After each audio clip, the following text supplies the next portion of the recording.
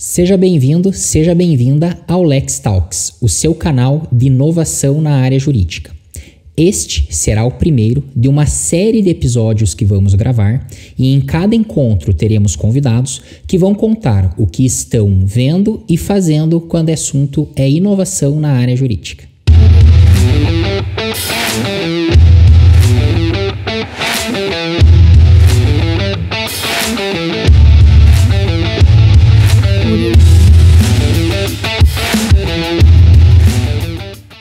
No episódio de hoje, teremos dois convidados especiais. Milena Danielski, ela é Compliance Officer e DPO numa empresa do segmento de serviços. Seja bem-vinda, Milena. Obrigada, Bruno, pelo convite. Boa noite, pessoal. Lucas Farias, ele é advogado sócio do escritório Vanzin Penteado. Seja bem-vindo, Lucas. Brunão, obrigado. Prazer estar aqui com você e vamos conversar. Show de bola. Esses dois, para mim, eles são a personificação do nosso projeto Lex Talks. Isso porque a gente, durante boa parte, tivemos a mesma escola, digamos assim, né? Durante algum tempo, trabalhamos em conjunto e chegou um determinado momento que cada um seguiu um caminho diferente, né? Então, o Lucas dentro de escritório, a Milena dentro de jurídico interno de empresas e eu aí fui para uma Legal Tech, uma startup também para empreender. Então, a gente vai trazer visões diferentes sobre inovação, sobre a área jurídica, que é o objetivo do Lex Talks. Milena, vamos começar já por você, para todo mundo entender aí um pouco de quem é a Milena. Conta um pouquinho da sua trajetória. Bom, me chamo Milena Danielski, como o Bruno já comentou com vocês. Sou Compliance Officer e DPO em uma empresa de prestação de serviços. Trabalhei um pouquinho aqui com eles, né? Alguns longos anos, aí que a gente começou a nossa trajetória. Depois disso, trabalhei em outro escritório também. E, por fim, cheguei na empresa que estou hoje, que também é no segmento de mais ou menos do que eu trabalhava anteriormente, só que hoje estou na área de compliance e de LGPD, que é o que eu gostaria de seguir mesmo para a minha vida. Legal. E é basicamente essa. Durante o nosso bate-papo, a gente vai puxando mais elementos, né, da trajetória de vocês. Mas, Lucas, também conte aí pra gente um pouquinho da tua trajetória, quem é o Lucas, né, os caminhos que você seguiu até chegar onde você está hoje. Ah, legal. Então, Bruno, eu me formei aí em Direito em 2015 e desde então atuo na área, mas sempre fui entusiasta da tecnologia, diríamos assim, né? Sempre gostei muito e também por conta disso fiz aí uma nova graduação em análise e desenvolvimento de sistemas e hoje eu tô como sócio aqui no escritório Vanzin Penteado e atuo nessa questão de tecnologia mesmo, né? Então, desenvolvimento de robôs voltado para advocacia mesmo. Agora a gente está iniciando aí o estudo da inteligência artificial, machine learning. Então, rapidamente, assim, essa é a minha trajetória. Atualmente estou como advogado atuando nessa parte de tecnologia mesmo. Legal. Talvez quem está acompanhando, acho que não, mas dentro do jurídico, dentro de escritórios de advocacia, existe muito espaço, né, para a gente inovar, para a gente poder trazer novas soluções para otimizar, seja a qualidade, produtividade, enfim, né, aquilo que uma empresa em si, seja qual for o segmento, sempre busca, né, sua lucratividade, etc. Milena, dentro da área de Compliance Officer, de PO, né, existe, obviamente, uma atuação um pouco diferente daquela atuação técnica jurídica, né? Sim. Conheço um pouco aí da tua trajetória, então você sempre teve, você atuou em atividades, né, que são vinculadas à atividade de gestão, processos, não necessariamente o peticionamento. Vamos falar com quem está acostumado com uma advocacia mais tradicional, né, com o peticionamento.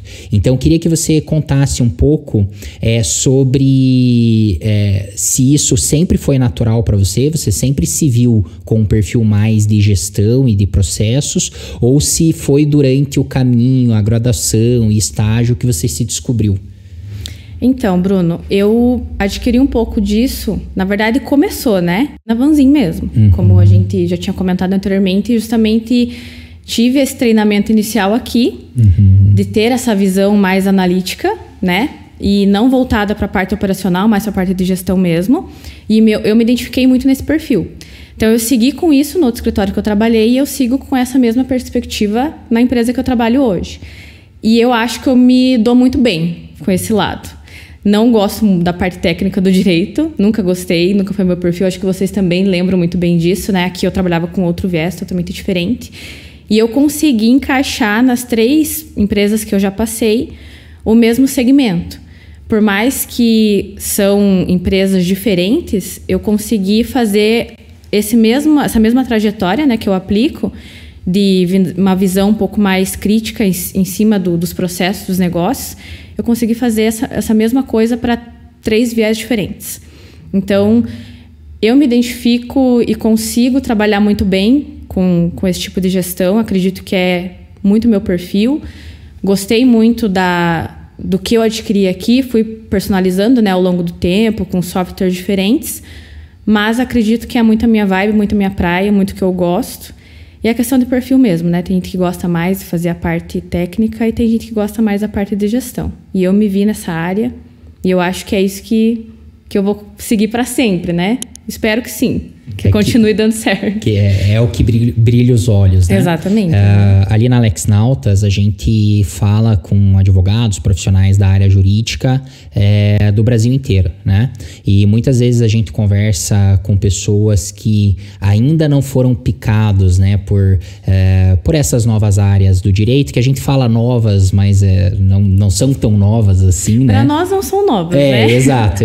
Porque a gente já tá nessa praia aí. Mas para muita gente né? Então é legal, né, a gente ter essa visão de que dentro da área jurídica ou áreas correlatas existe espaço para pessoas de diferentes perfis, né? Que é como você falou, tem alguém que vai ser alguém mais técnico ali, jurídico, beleza, tem espaço para essa pessoa, e alguém mais com gestão. E aí, obviamente, que quando a gente fala de escritórios ou empresas, né, que vão trazer novas soluções ou novas maneiras de trabalhar para o jurídico, o que a gente vê é um perfil de equipe muito multidisciplinar, né? Você não tem só uma pessoa que tem uma vertente mais para gestão ou uma pessoa só para vertente mais técnica, né? A gente vai falar um pouquinho mais sobre isso, só dei um spoiler, mas eu queria que você explicasse, talvez para quem ainda não entende, não sabe, não está familiarizado,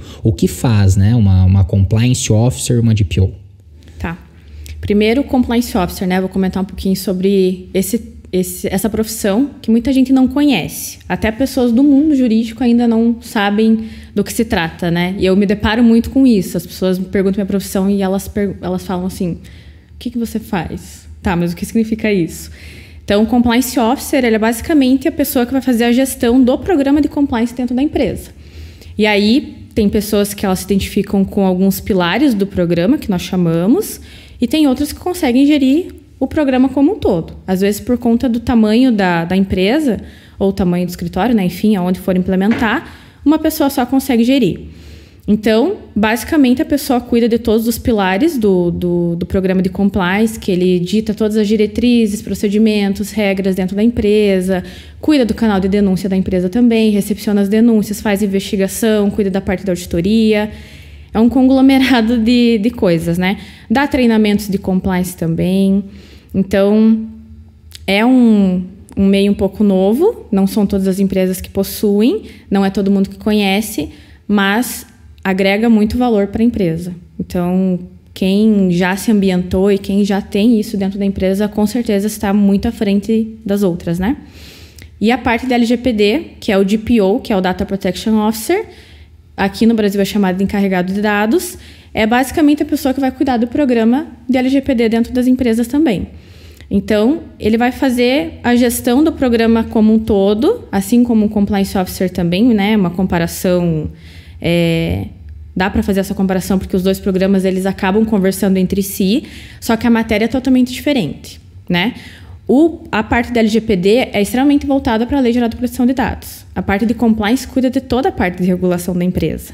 Então, aplica-se a todas as leis em que a empresa está sujeita. E a parte da LGPD é a mesma parte da lei, né? Da Lei Geral de Proteção de Dados. E essa pessoa que é encarregada de dados, ela também se comunica com as autoridades reguladoras, né? Que é a ANPD, que está lá na Lei Geral de Proteção de Dados também. Então, ele atua como uma ponte externa e interna. Né? E aí também responde auditorias da LGPD que entra na empresa. Cuida de todo o programa também. Sim, nem sempre, em regra, não necessariamente as duas atividades serão realizadas pela mesma pessoa ou pela mesma equipe. Não né, necessariamente. Tem empresas que contratam pessoas diferentes, né? Mas tem outras que podem optar por unir, né? Legal. Porque tem pessoas que têm expertise das duas áreas. Eu me especializei em compliance e também estou fazendo pós-graduação em LGPD. Então, no meu caso, eu consigo, né, exercer as duas funções. Mas tem pessoas especialistas somente em LGPD ou só tem feito a especialização em compliance, né? Legal. Aí são áreas diferentes, porque o estudo também é diferente, né? Para se especializar em LGPD, outros 500. Legal. Lucas, eu sei dos bastidores um pouco, né? Que dentro do escritório de vocês, faz algum tempo já que vocês fizeram um processo de transformação digital, né? Então, muitas ferramentas novas, formas de trabalhar, né? É o core, né? A essência de vocês está conectado com inovação. Então, eu queria que você contasse um pouco o que né, vocês fizeram ou fazem quando o assunto é inovação dentro do jurídico ali, né? E aí que você também explicasse um pouquinho para nós com relação às prioridades, né? Então, como que você define o que é prioridade, né? A tua área ali de inovação, existem muitas frentes para vocês trabalharem, mas o que vocês vão fazer primeiro, né? Certo. Então, assim, Bruno, o escritório Vanzin Penteado, ele sempre foi reconhecido, até nacionalmente falando, né? Por ter esse viés mais tecnológico, assim. Então, ainda quando os processos eram físicos lá, eu entrei aqui no escritório nessa virada, né, dos processos físicos para os processos virtuais, mas o escritório ele já era pioneiro, diríamos assim, na questão de digitalizar o processo, né? Então, quando eu entrei no escritório, a gente não via mais aqueles processos físicos em cima das mesas, né? A gente tinha equipe já definida para fazer a digitalização, incluir no sistema. Então, naquela época, o escritório já tinha um sistema próprio para gerenciamento dos processos, né? Então, até explicando para o pessoal que está nos assistindo, o escritório ele é focado em contencioso de massa, né? Então, ele tem clientes, são grandes empresas, então a gente tem muito processo para tratar, né? Então, para tratar esses processos, nós desenvolvemos um sistema próprio, né? Isso foi lá, já tinha desenvolvido antigamente, mas em 2013, 2014 nós aprimoramos, né? Criamos um novo sistema mais atual, diríamos assim. E aí começou, diríamos assim, a história da tecnologia na VP, né? E aí foi contratada uma equipe de desenvolvimento na época, para dar suporte, para ir atualizando o sistema, e nós continuamos com esse sistema até hoje aqui no escritório, né? Então,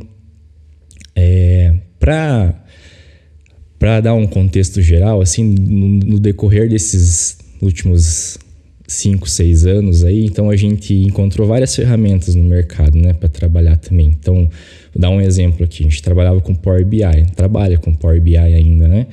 Então, como é um escritório que trabalha com muitos dados, então tanto dados de tribunais, dados que os clientes mesmos nos enviam, né, por intermédio do sistema deles, a gente precisa fazer uma análise muitas vezes preditiva, uma análise com base em dados, né? Então, hoje o escritório ele trabalha com esse sistema da Microsoft e isso tem nos ajudado já, como eu falei, nos últimos 5 anos a visualizar o escritório para onde ele está indo, aonde que a gente quer chegar, né? Então, essa é uma das ferramentas bem interessantes que a gente tem trabalhado. E aí, voltando, né, ao nosso sistema interno. O que vocês conseguem ver com a ferramenta, por exemplo, assim, né? A gente consegue enxergar, por exemplo, Bruno, quantidade de processos que os nossos clientes receberam, né? Então, por exemplo, quantos processos foram distribuídos em uma determinada região do país. A gente consegue, aí olhando mais para números internos também, né? Quanto que o escritório está faturando de honorários. A gente consegue enxergar também a agenda dos nossos advogados, né? Então, os nossos advogados têm... O compliance aí pode, né? A gente consegue olhar a agenda, a gente consegue ver quantos prazos aquele advogado tem no dia, na semana, né? Então, esses são alguns exemplos de dados que a gente consegue visualizar, né? E hoje também, né, dando um salto, aí a gente também consegue, através do Power BI, enxergar o resultado dos nossos robozinhos, né? A gente vai chegar nesse ponto, mas... Então, os nossos robozinhos, eles ficam trabalhando, por vezes executando algumas ações repetitivas, né? E logicamente que um robô, apesar dele ser programado para executar ali a tarefa dele com 100% de precisão, às vezes tem alguma instabilidade na internet, alguma coisa na rede assim, que faz ele dar algum errinho. Então, ele reporta, a gente consegue enxergar isso através do Power BI e atuar naquele caso para que seja corrigido, né? Só pegando um parênteses aqui, umas 2 semanas atrás eu participei de um evento, estava o Rafael da Oyster, e aí a gente estava conversando sobre a questão do robô em si, que a gente sabe que às vezes pode acontecer, né, alguma questão, instabilidade, e aí eventualmente ele falhar a execução.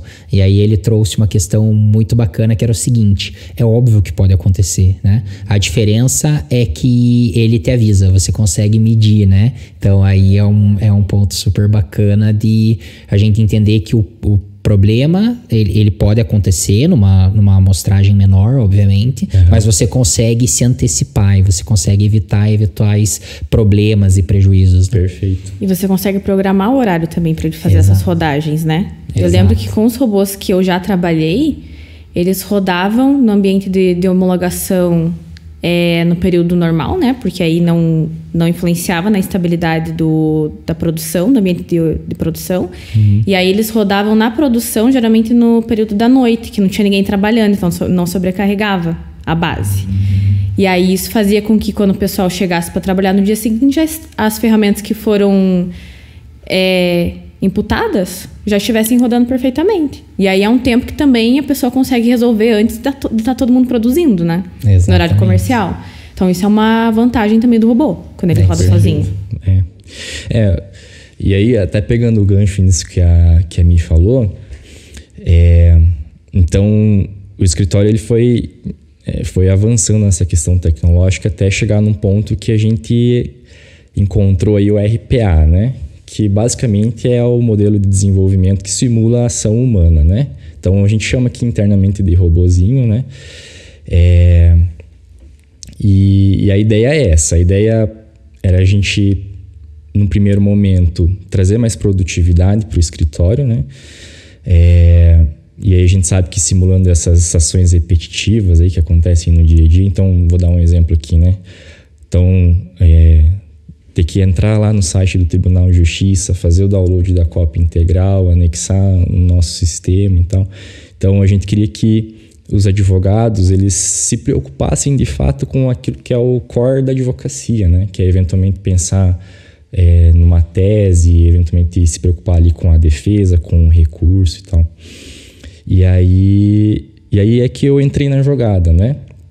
Hoje eu atuo, digamos assim, como um analista de sistemas, um engenheiro de software, alguma coisa nesse sentido, que é basicamente traduzir aquilo que os nossos advogados querem para a linguagem de programação.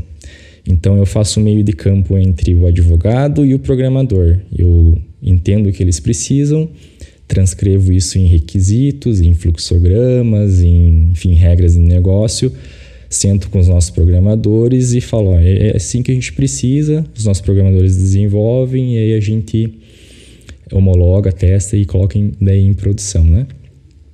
E aí você perguntou também sobre a questão de como que a gente define prioridades aqui. Hoje, assim, o nosso escritório, ele está mais do que nunca focado em tecnologia, né? Isso eu vejo com muito bons olhos, né? Lógico, a gente tem que tomar muito cuidado com a questão da qualidade, assim, a gente está sempre prezando por isso, obviamente. Mas a gente recebe demandas de todas as equipes e diariamente, né?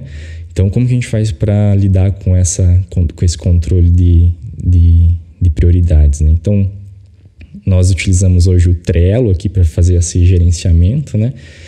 E então, cada pessoa que tem uma sugestão, uma ideia de projeto, de robô, qualquer coisa do tipo, ele vai abrir um cardzinho nesse Trello, vai colocar lá a descrição, o objetivo daquele projeto, e aí a gente semanalmente senta e vai definindo as prioridades. Então esse projeto é mais prioritário do que o outro, então a gente vai estabelecendo a linha de prioridade, definimos quais são os clientes que precisam ser tratados com urgência e assim a gente vai trabalhando nas nossas semanas, né? Então, basicamente é isso. A gente vai trabalhando com as equipes semanalmente, meio que na ideia de sprint, assim, né? Para tentar ganhar velocidade, para tentar ver os resultados disso com mais velocidade, né? Para você que é de escritório ou jurídico interno, tá, né, vendo o Lucas aqui falar, eu acho que é importante a gente ter em mente que o Lucas, durante a trajetória dele, ele buscou, né, conhecimento, aprendeu os termos, né, que são utilizados para gestão de processos, para tecnologia. Então, hoje, o escritório, ele tem uma pessoa que tem as condições e o conhecimento de traduzir, né? Traduzir o que o jurídico quer, né? O que os advogados ali, o corpo jurídico precisa, para quem vai desenvolver isso, né? Então, há um meio de campo para se fazer. Se você é de um escritório ou jurídico interno e você não tem hoje esse skill dentro da tua equipe, né? Não tem jeito, vai ter que desenvolver, você vai ter que entender o que acontece, entender os termos, para que a comunicação seja muito fluida, né? Você falou bem que semanalmente vocês sentam, vocês conversam. Existe um processo definido, né, de comunicação, né? Vocês estão sempre conversando para ter garantias de que o que está sendo desenvolvido vai ser assertivo com o que se quer resolver. Porque a gente sabe que é tempo, é dinheiro, né? Uma série de questões que você precisa investir para você conseguir criar essas soluções, né? E aí, Milena, queria que você trouxesse aí um pouquinho do conhecimento que você tem aí, também como DPO, mas do Compliance Officer, porque me parece que dentro do Compliance você não vai conversar só com o advogado. Às vezes você nem vai conversar com o advogado ou com ninguém do jurídico. Você conversa com muitas áreas diferentes, né? Então, eu queria que você contasse um pouquinho para mim como que é esse desafio, né? Entender, se comunicar de uma maneira muito clara, né? A importância de um time multidisciplinar quando a gente fala de compliance, enfim, de PO. Então, Bruno, eu converso com muitas pessoas, então para você trabalhar com compliance, você não pode ser uma pessoa muito tímida, tem que ser uma pessoa bem despachada. E eu costumo brincar nas empresas que eu passo que o pessoal tem que me engolir muitas vezes. Porque eu encho o saco da galera. Mas é pro bom sentido, né? Sempre pensando no bem da empresa, sempre pensando em formas de trazer benfeitorias, né, para dentro da empresa. Então, como que eu aliei essa parte de automatização junto com a minha profissão, né? Eu chamo, na verdade, disso de um plus, assim, né, que eu coloquei por essa expertise que eu adquiri no tempo que eu estava trabalhando em escritórios e que eu apliquei em escritórios, mas que eu aplico em empresas também. Quando eu faço a parte de mapeamento de processos, eu já faço uma atividade tripla ali. Eu consigo indicar riscos nessas atividades, eu faço o mapeamento e faço o desenho dos processos, e eu também consigo fazer com que as outras equipes ajam para que um bem maior para a empresa seja concretizado. Então, assim como o Lucas faz isso, ele entende a dor que a área técnica tem, eu entendo as dores das áreas, como um todo na empresa. Porque como eu faço um mapeamento geral, o meu não é focado somente na parte jurídica, né? Então, eu consigo entender o funcionamento de todas as áreas da empresa. E isso é muito legal. Para o compliance, isso é sensacional. Porque aí eu consigo entender todos os riscos que a empresa corre. E a partir desses riscos, eu consigo construir um relatório que vai englobar todas as áreas da empresa. Especificamente a área de TI. Porque nesse mapeamento, eu consigo pegar muita coisa de TI também. Automatizações e melhorias dentro da empresa. E aí eu sempre pergunto para as pessoas com quem eu converso, mas por que vocês estão fazendo assim? Por que você faz dessa forma? E a pessoa sempre me responde, porque sempre foi feito desse jeito. Então, é um olhar que só nós temos, realmente. A gente não pode exigir que outras pessoas tenham, né, essa análise crítica que a gente tem em cima de processos, e que é uma pessoa que é especializada naquilo, que já teve uma vivência com aquilo, que quando ela bate o olho, ela fala, cara, isso aqui tinha que ser do outro jeito. Isso aqui está trazendo risco para a empresa, isso aqui está demandando X horas da pessoa que ela poderia fazer em minutos ali, né? Então, essa visão que a gente tem, não é todo mundo que tem, por isso que quando a gente pergunta, a gente se assusta com essa resposta das pessoas, né? Que elas falam, é porque sempre foi feito dessa forma. E aí a gente propõe melhorias, e boa parte dessas melhorias, assim como o Lucas comentou, a gente demanda parte da TI. Então, ou vai precisar de uma engenharia para resolver a situação, né? Que aí tem escritórios, né, que tem a TI, mas tem empresas que têm a área de engenharia e de TI juntas, que elas conseguem mexer nos softwares, né? E eu demando o pessoal, por isso que eu falo, vocês vão ter que me engolir. Porque por cada área que eu passo, eu dou mais trabalho para o pessoal, mas é sempre pensando no melhor para a empresa e para as pessoas que estão fazendo atividade também. Porque fazer atividade repetitiva não é para pessoas pensantes. Sim. A gente tem, né, meios automáticos para fazer isso, outras formas, né, de automatizar, enfim, para melhorar e para trazer segurança também para a empresa. Exatamente. Porque no compliance a gente fala muito de rastreabilidade das informações. Tem muitas coisas que às vezes estão em controles paralelos que poderiam estar dentro de um sistema também, imputadas lá dentro, e que elas não estão porque ninguém nunca foi olhar ali para cima daquele funcionamento e porque ninguém nunca colocou o dedo ali também. Então, quando a gente olha para o processo, né, a gente abre e conversa com a pessoa, isso é muito legal da parte do compliance. Quando a gente senta e conversa, eu sento do lado mesmo das pessoas e peço para elas me falarem, como que você faz essa atividade? E ali eu pego o risco financeiro, eu pego o risco de compliance, eu pego o risco de LGPD, às vezes risco reputacional para a empresa também. Então, é um pacotão que eu consigo fazer, mas por conta dessa experiência que eu tive anteriormente, né? Acredito que pode ser que não sejam todas as pessoas que façam dessa forma, mas eu consegui fazer assim porque eu tive experiência anteriormente. E eu acho que isso tem agregado muito, traz um valor muito legal. E aí, como você falou, da conversa que eu tenho com as outras áreas da empresa, né? Porque aí, como eu demando... Sim. funções para elas, né, a respeito daquele mapeamento que eu fiz, acaba que todo mundo contribui para um bem maior que é para a empresa mesmo. Você sabe que não adianta a gente querer exigir de quem está ali na operação, no dia a dia, lógico, existem perfil para isso, mas às vezes as pessoas que estão no dia a dia não têm condições de agenda e de tempo para talvez olhar, né, com um olhar um pouquinho mais distante, um pouquinho de fora, para criticar, né? Tá tão no automático, né? Exato. O que as pessoas me respondem também quando eu pergunto para elas, aí eu falo assim, tá, mas por que você não faz dessa forma? Porque aí eu sempre tiro alguma parte operacional e tento automatizar, né? E aí a pessoa olha assim para mim e fala... Nossa, verdade, eu nunca tinha pensado nisso, né? Então, a pessoa fica super feliz também, ela agradece, sim, né? Sim. E aí, às vezes, não sei, é bem o que você falou, é o olhar que a pessoa tem, que foi treinado, e aí é um olhar que a gente tem aqui porque a gente já trabalhou com isso, mas é sensacional, assim, eu acho muito legal, eu acho muito massa e eu acho legal a reação das pessoas também quando a gente fala. Pois é. Aí elas falam, nossa, isso vai me ajudar muito, vai melhorar muito o meu dia. coisas que a gente consegue pegar, né? Por exemplo, a pessoa ficou 3 dias em cima daquela atividade, mas ela podia fazer em 1 hora.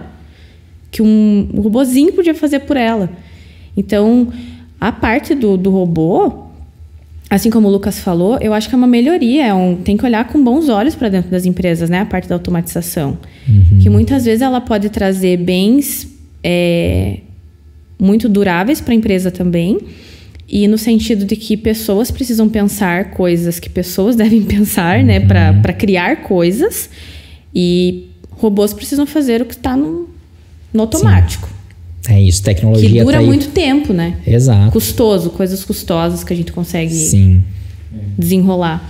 Acho que às vezes as pessoas elas têm medo de que elas vão ser substituídas, né?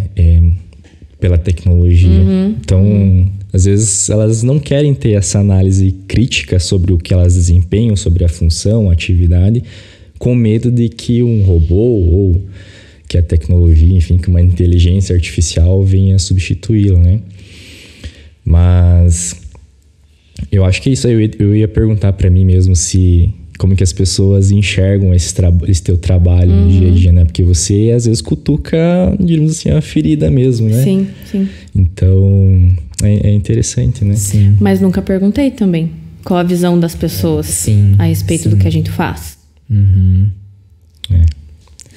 Você sabe que, enfim, né? A gente falando muito sobre a questão da tecnologia, como as pessoas lidam com isso, e eu vejo que o papel, né, de pessoas estratégicas dentro de uma organização, de uma empresa ou de um escritório de advocacia ou o que for, é importante que ela saiba como comunicar isso ao seu time, o que está sendo feito, né? Porque, poxa, se a pessoa tem um determinado receio, né? Por que a pessoa estratégica não, de alguma forma, não leva uma comunicação diferente para mostrar que, na verdade, aquilo que está sendo feito vai ajudar no trabalho, que é o que você falou. Às vezes as pessoas agradecem, né? Porque, poxa, não tinha pensado nisso, tal. E no fim do dia, né, na minha visão, tecnologia ela não vem para substituir, ela não é fim, ela é meio, né?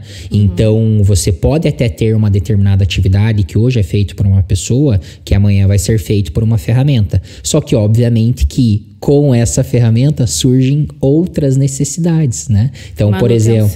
Exato. E aí, eu queria puxar um ponto que você trouxe-me, que é super importante, com relação aos dados, né? Então, para quem aí está pensando hoje em inovação, né? Eu vejo que um primeiro passo é você olhar para dentro das informações, ou como você coleta, como você registra, as informações estão confiáveis, não estão confiáveis, né? Então, eu queria até, Lucas, aproveitar e te perguntar qual é o papel, né, da informação, dos dados, qual é a importância dele quando a gente vai falar de inovação e de novas tecnologias para o jurídico. Então, a gente hoje trabalha com bastante dado público, né? Então, a gente tem dados que... Nós trabalhamos com dados que geralmente estão disponibilizados nos sites dos tribunais de justiça e que, portanto, são acessíveis por qualquer pessoa, tirando, logicamente, aqueles processos que tramitam em segredo de justiça e etc, né?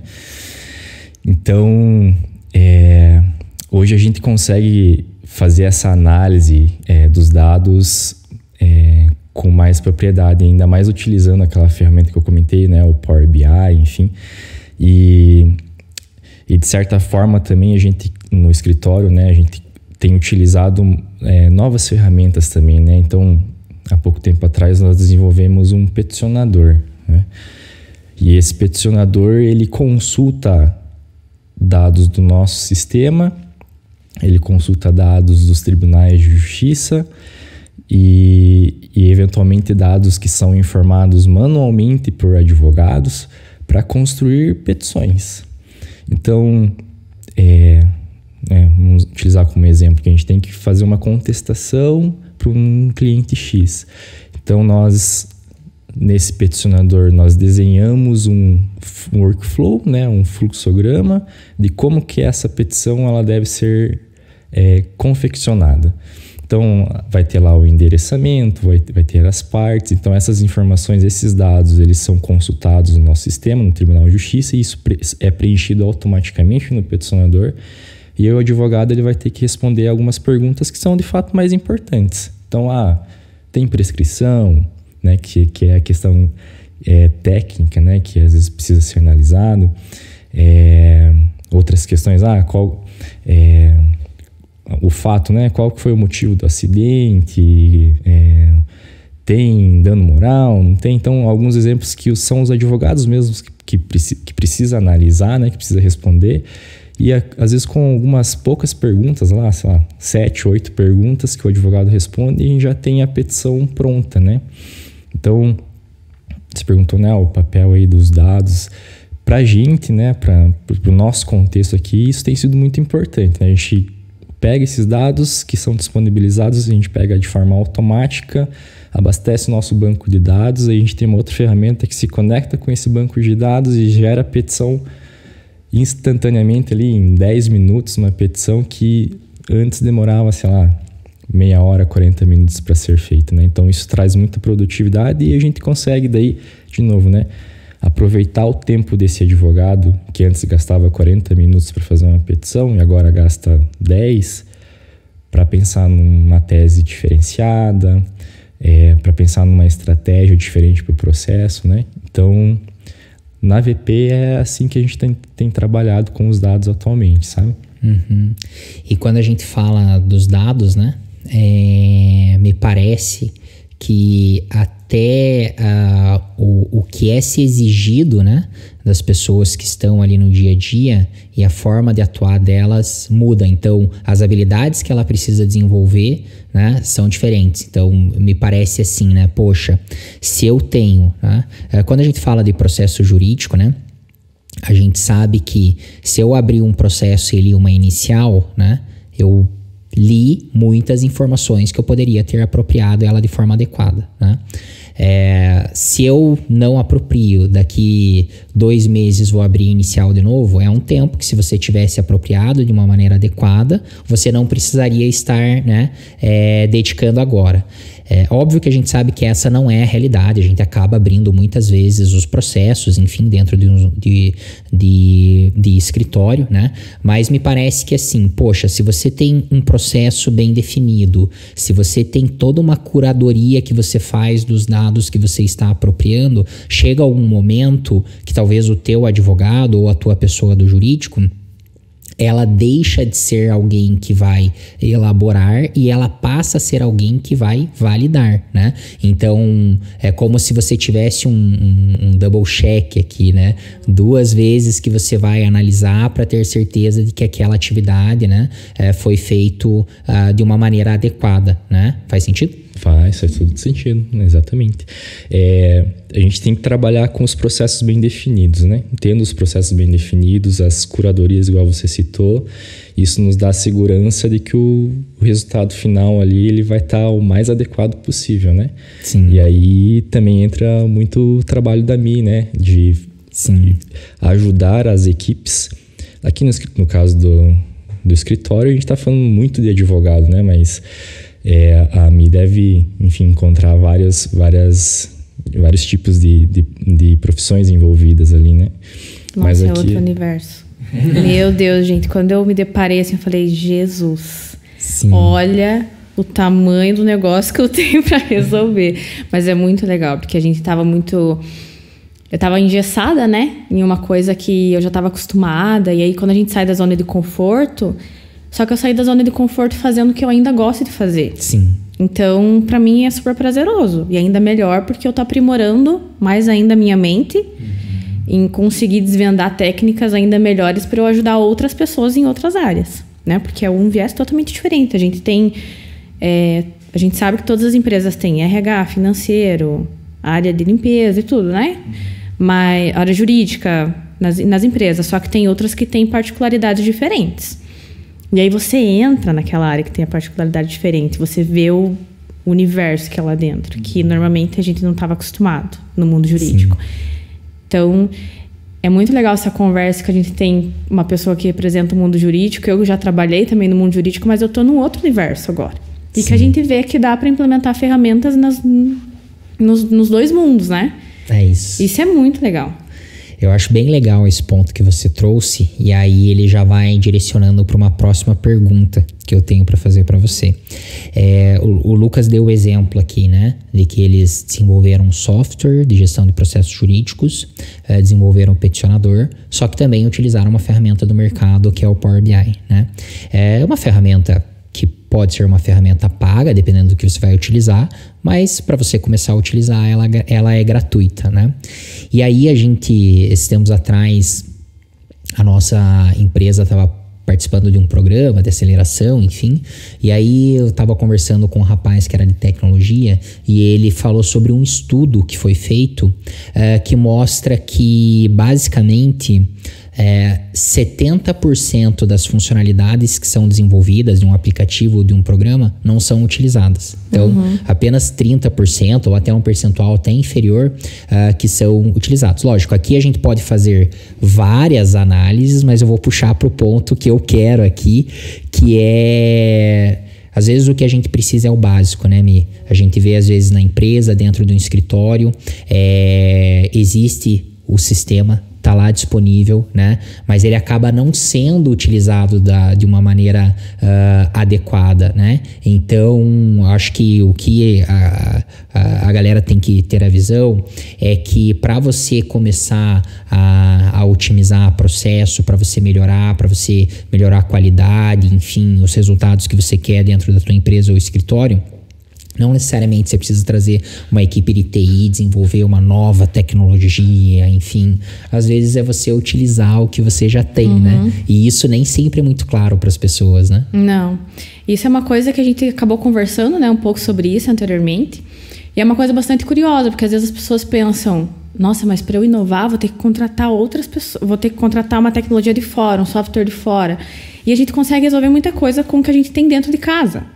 Que já passei também por situações assim, de ter empresas que elas contratam um software de fora que ele é engessado, que você não pode mexer, então você tem que utilizar o que tem ali, e aí você conversa com a empresa para talvez você tentar colocar uma função ou outra. Tem empresas que aproveitam, né, para utilizar para melhoria até no mercado, que aí aproveita e direciona para outras pessoas que têm a mesma necessidade, a mesma dor.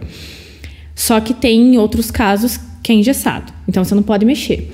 O bom de quando a plataforma é tua, de dentro da tua casa, você pode fazer o que você quiser. Sim. Você só precisa ter pessoas capacitadas ali dentro para mexer com isso, né? Que aí é a pessoa que vai cuidar do software. E é legal também quando as empresas que são de fora de um software que você contratou topam fazer isso. Porque, cara, isso é sensacional para a própria empresa, né? Eu trabalhei com o CPJ, não sei se vocês se relacionaram com alguém da Oyster mesmo, né? O CPJ é da Oyster. Da Preâmbulo, né? Da Preâmbulo. Uhum. Mas como já trabalhei com a Oyster também. A gente contratava software dos dois. No caso da Preâmbulo, eles aproveitaram as benfeitorias que a gente estava propondo. Então, a gente tinha uma pessoa lá dentro que conversava com a gente, né? Uma pessoa técnica. E ela desenvolveu o que a gente estava precisando. Então, as dores que a gente tinha lá dentro do escritório, a pessoa desenvolvia. E isso eles aproveitavam e ofertavam para o mercado. Que muitas vezes era o que outros escritórios precisavam. Então, assim, pensa, eles nem precisaram raciocinar, né, essas dores, porque é uma coisa que está no operacional ali de dentro do escritório. E eles aproveitaram isso para outras pessoas. Então, olha, né, como gira o negócio e traz benefício tanto para quem está aqui quanto para quem está lá, né, dos dois lados. É bem legal isso que você falou. No mesmo evento que eu comentei anteriormente, umas 2 semanas atrás, estava o pessoal da Preâmbulo, da Oyster, da Lauvision, e a gente conversando muito sobre isso, assim, sabe? Sobre o quanto existe espaço para a gente construir, né, coisas novas e inovar, e o quanto é importante essa aproximação, né, entre aí empresas que estão desenvolvendo soluções e quem vai utilizar essa solução no dia a dia, seja escritórios de advocacia, seja jurídico interno ou outras, né, empresas, enfim. Então é muito bacana o quanto é importante a gente estar conectado, né, e que é o que a gente está fazendo aqui, né. Então a gente tem pessoas de realidades diferentes, diferentes, né? Mas ouvindo um pouco o que cada um tem, né, vê no dia a dia, o que cada um acredita, né, que pode fazer de diferente na área jurídica. E aí eu queria ouvir de vocês, que vocês contassem um pouquinho como que vocês estão enxergando dentro da rede de relacionamento que vocês têm, se as pessoas estão preparadas ou pelo menos estão interessadas em entender todo esse movimento de inovação, do que está acontecendo, o que está transformando a área jurídica, né? Acho que vamos começar pela Milena aqui. Tá. Então, Bruno, a minha rede, por exemplo, quando eu entro no meu LinkedIn, ele já tá com aquele filtro assim que só tem pessoas que falam sobre isso, né? Só que eu tiro os olhos pro meu LinkedIn, que é uma coisa que eu sei que tá engessada ali, porque só fala disso, né? Porque é a minha praia, então, como eu alimento ele com essa informação, ele traz muito disso para mim. Mas quando eu paro para conversar com outras pessoas, né, de fora, como eu comentei com vocês, as pessoas não sabem muitas vezes o que é o compliance, aí eu preciso explicar para elas, mas são pessoas do mundo jurídico também. Ou até mesmo quando você senta para conversar com outras empresas, né, a respeito de tecnologia. Eu percebo que as pessoas ainda não estão compreendendo a importância disso. E aí eu puxo pro meu lado, né? Tem muitas empresas que ainda não entenderam a importância do compliance dentro dela, que não entenderam a importância da LGPD dentro das empresas. A gente vê a quantidade de multas, né, que as empresas estão sofrendo, as sanções. Então, também são inovações, né? Compliance e LGPD também são inovações dentro das empresas. Por mais que não tenham softwares ligados a elas, tem algumas que sim, que podem ter, mas são inovações, querendo ou não. E a parte de tecnologia também. Algumas pessoas têm medo, como o Lucas comentou, né? Elas têm medo do incerto, às vezes daquilo não funcionar, ou, como o Lucas disse, de prejudicar a profissão deles. Mas a nossa função é auxiliar, né? Pelo menos é a visão que nós temos em cima disso tudo. Auxiliar as pessoas para que elas trabalhem mais no pensar e menos na operação, em trabalhos repetitivos. Então, eu percebo que ainda existe muita resistência. Eu acho que essa é a palavra. Resistência e falta de conhecimento também. Sim. Às vezes porque não conversam com ninguém nesse mundo, né? Nesse universo. E é uma coisa que soa muito natural pra gente, por exemplo. Para nós, já é uma coisa que existe há um tempo, a gente já conversa há alguns anos. E tem para outras pessoas que é algo muito novo ainda. E é aquele medo do novo que muitas pessoas têm. Só que a gente já está acostumado a arriscar, né? Sim. E aí é diferente. Para nós, soa muito natural. Mas, pelo menos, é a visão que eu tenho a respeito da tecnologia nas empresas, né? Enfim.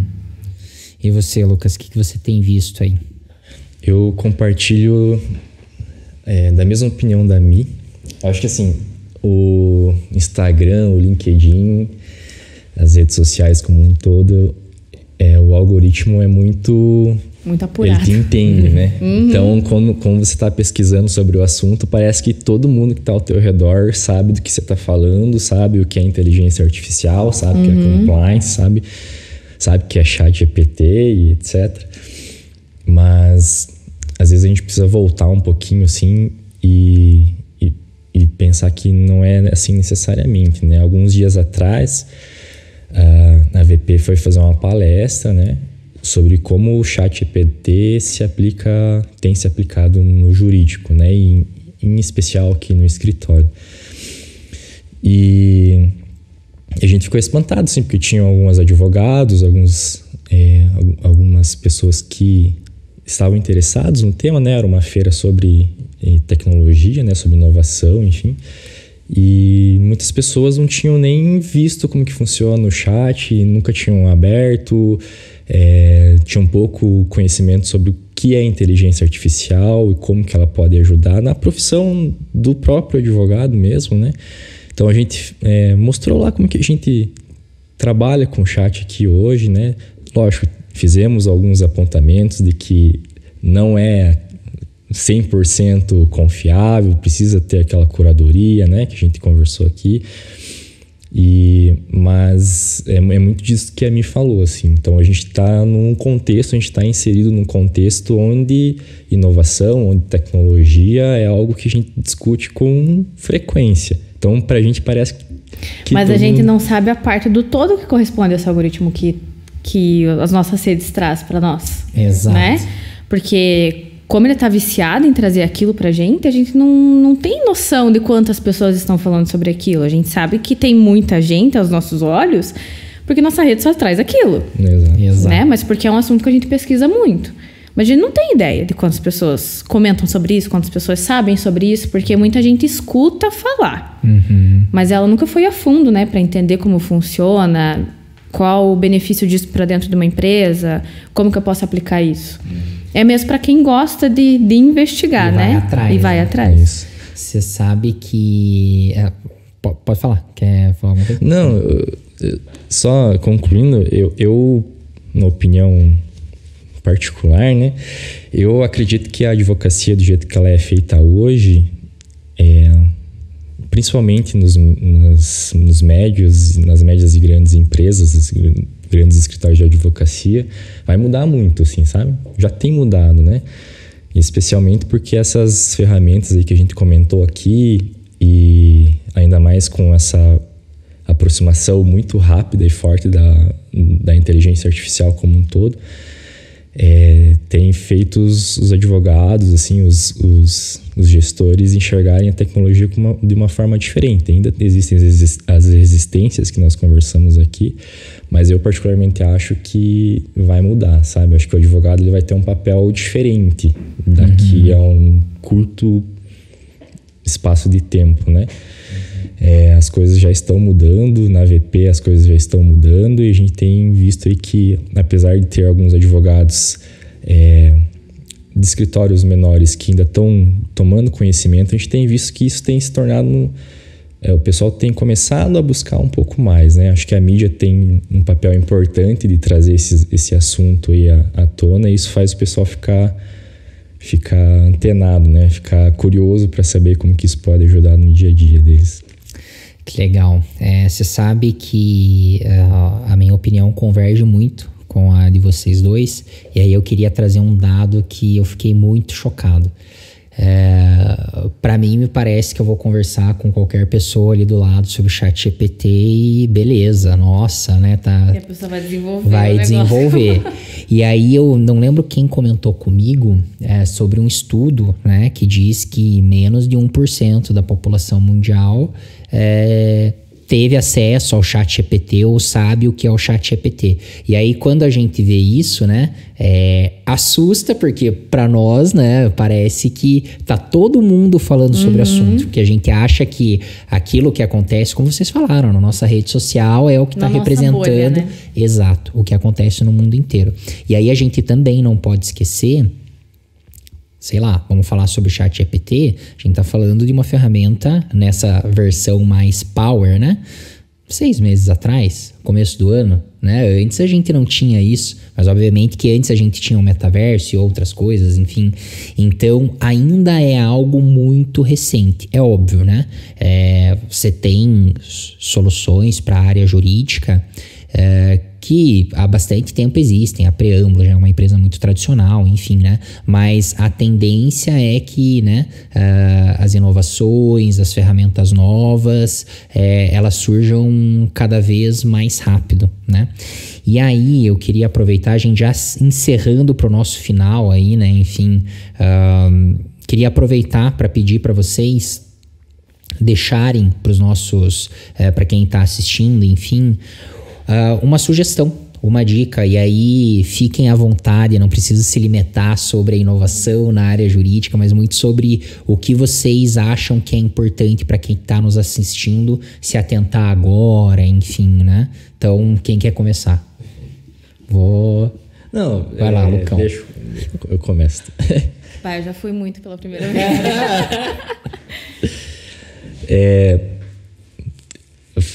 Eu quero falar especificamente sobre a inteligência artificial, que é algo que eu tenho procurado estudar um pouco mais, e eu tenho lido bastante, até porque as redes sociais me indicam vários artigos aí para estudar, enfim.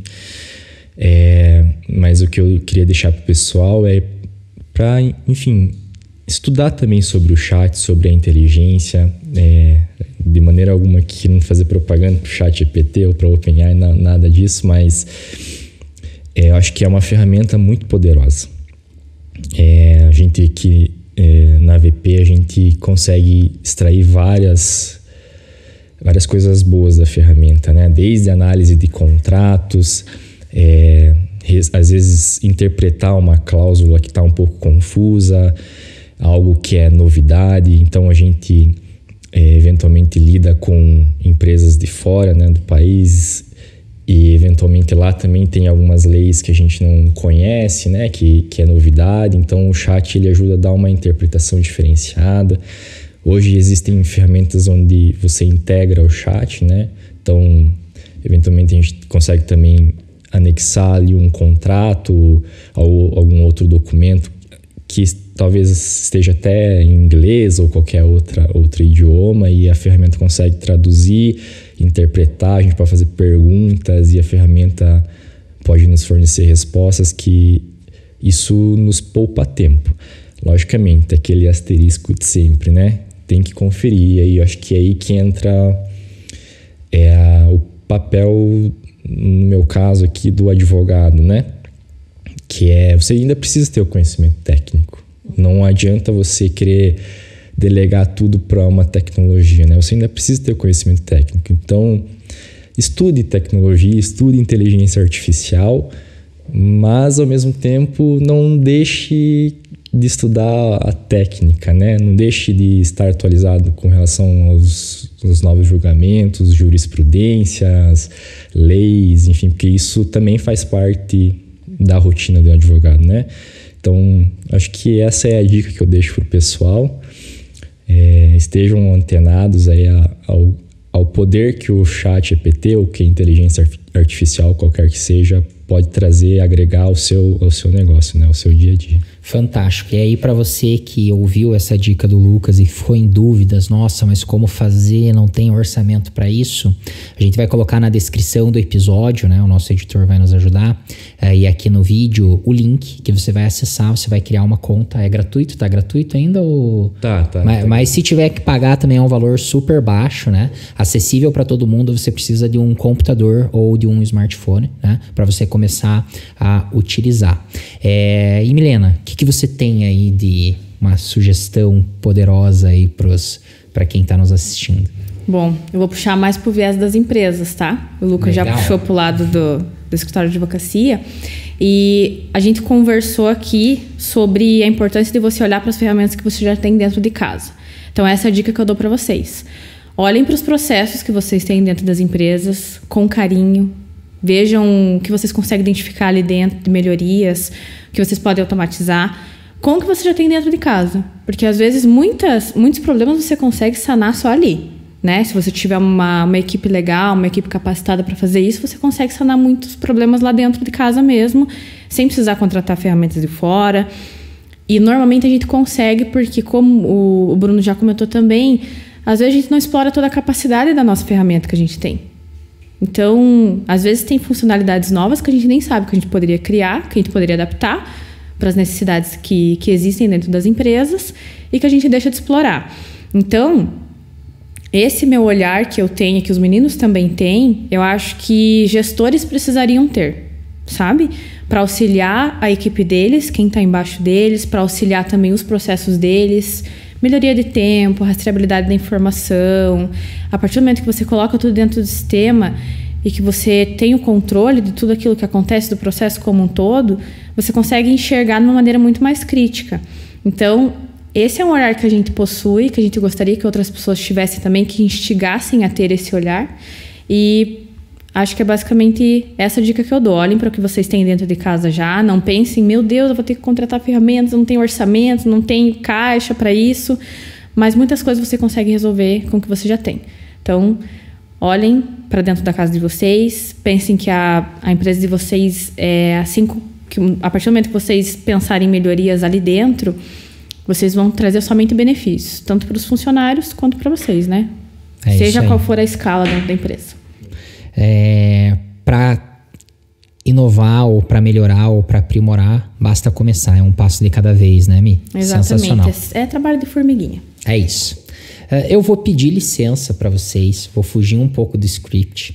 E eu gostaria também de deixar uma sugestão, deixar uma dica para quem está nos assistindo. E aí, Michel, eu posso te pedir uma gentileza? Pegar um livro que tem lá no canto, um laranja, já tá divulgado pra galera comprar? Já tá. Então tá. Então vamos aproveitar. Fala um pouquinho, Milena, do livro, enfim, né? O que é, aonde que compra. Bom, esse é o meu livro, Mulheres Compliance na Prática. Esse é o volume 1. Mostra ali. Vou mostrar. Ele foi lançado no ano passado. E esse livro basicamente conta a história de mulheres que trabalham com compliance. É um livro só de mulheres. Então é uma iniciativa muito legal, porque ele potencializa o público feminino trabalhando com compliance, né? Legal.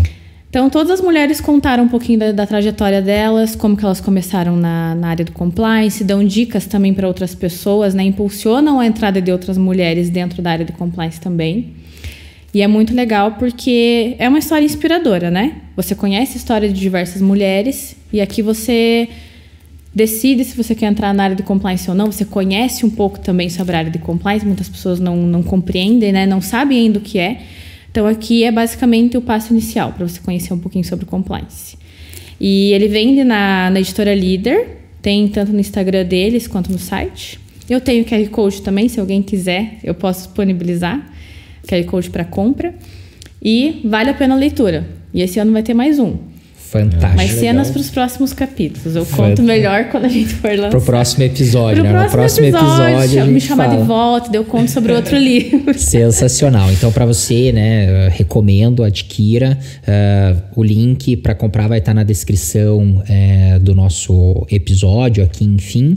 E chegamos ao fim do nosso bate-papo. Queria agradecer por essa conversa que a gente teve, esse tempo que vocês dedicaram, né, em compartilhar um pouco do dia a dia, da visão que vocês têm. Foi muito bacana, né, entender aí a visão que vocês têm, cada um dentro da sua especificidade, da sua realidade. O objetivo do Lex Talks é esse. A gente quer unir pessoas, né, que tenham vertentes, até perfis diferentes, enfim, mas para mostrar que para você inovar, para você aprimorar, para você melhorar, né, dentro da tua empresa, dentro do teu escritório de advocacia ou, né, quer que seja aí a tua realidade, basta você começar. Tá acessível para todo mundo. Eu acho que esse bate-papo, ele serviu para isso, né? Para mostrar que não é só quem tem um orçamento aí de milhões que pode começar a investir e fazer coisas diferentes e aprimorar, né? E aí eu queria aproveitar um gancho de uma fala que a Milena fez, que quando a gente fala em inovação, a gente não está falando necessariamente de uma plataforma digital ou de uma tecnologia, né? Existem várias formas de você inovar, desde a forma que você vai se comunicar com o teu cliente, enfim, né? Até com o seu colega ou né, dentro da sua empresa ou escritório, mas queria agradecer então, Lucas, obrigado aí pela sua participação, tá? Milena também, obrigado. Esse primeiro episódio já seria especial, porque é o primeiro, mas foi mais especial porque estava aqui na companhia de vocês, tá? E você que está nos assistindo, né, se inscreva no nosso canal. Fique atento às nossas redes sociais, a gente vai divulgar aqui também, né? A partir daqui a gente vai começar a produzir muito conteúdo sobre inovação, né? Sobre tecnologia na área jurídica. E você, se você é de empresa, se você é de escritório de advocacia e está inovando, pode esperar. Daqui a pouco a gente vai chegar em vocês para vocês virem aqui conversar com a gente, tá bom? Um abração. Tchau, gente. Tchau, gente.